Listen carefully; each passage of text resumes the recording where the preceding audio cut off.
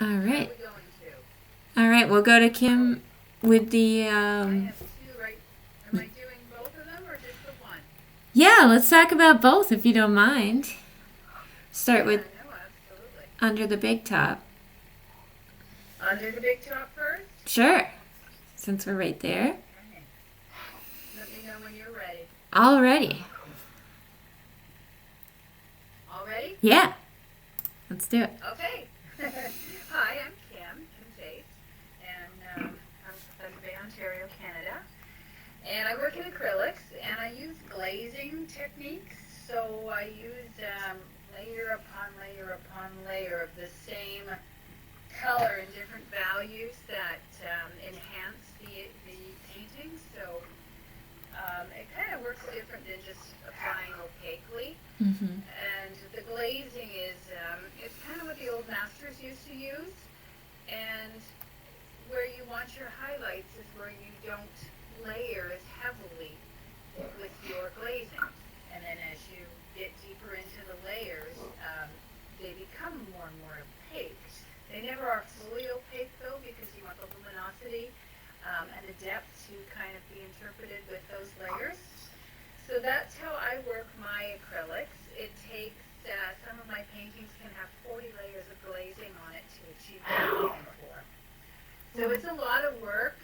This particular one under the big top, that is probably somewhere around the 30 layer mark of just value after value being applied to achieve the depth and luminosity. So I really enjoy doing it this way because I've done it both ways to the opaque applications, and I find that this gives me just a nicer look, especially when you're talking skin tones. And I really like to work with portraiture and figurative a lot, and I also do wildlife.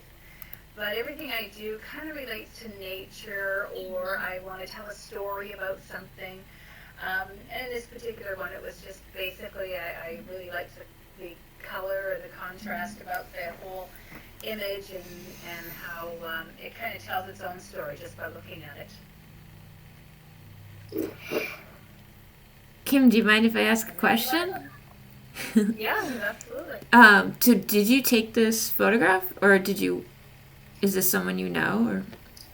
Oh, that is actually me. It is you. Okay, I wasn't sure. This Cool. was from a fundraiser that we did for breast cancer. Wow. And the theme was a circus theme. So it was Wow. just, I had several photos, and I'm actually going to finish this as a series.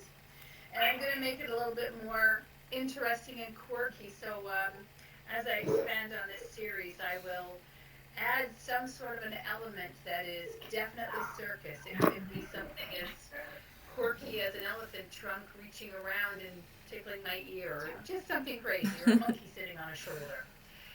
So I'm going to play with it, and I've got a few other images of my kids dressed up and stuff like that. And Mm. yeah, so I want to make a series out of it and just kind of make it fun and have really bold images and colors popping out. So yeah, Very cool. Well, when you It's say great. it's yourself, It's it kind of amazing. reminds me of Cindy Sherman. I don't know if you know her work. Who? Cindy Oh Sherman. yeah, I kind of see a yeah, relation to totally. that. who is Really that? cool. Her She's a name's photographer yeah. that did a lot of well, her whole body of work I think is self portraiture, and she would put on different costumes and stuff. Oh, Yeah. what's her name? It's Cindy Sherman.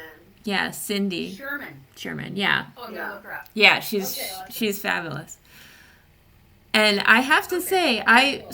so I work in glazing, but with oils, and I actually didn't realize that you could do glazing with acrylic, and Yeah, it makes yeah, a lot more especially with the sense. matte medium. Yeah, it makes a lot more sense to me how you're able to get that level of realism and kind of luminosity with acrylic, because you that's usually found in Yeah, oil, but yeah, especially when you see your work in person, that makes more sense. That's your process. Really, really yeah, and beautiful. I really enjoy this process. So Mm. it takes a bit to kind of get used to working with, Yeah. especially when you're used to kind of going opaque and yeah. But I also will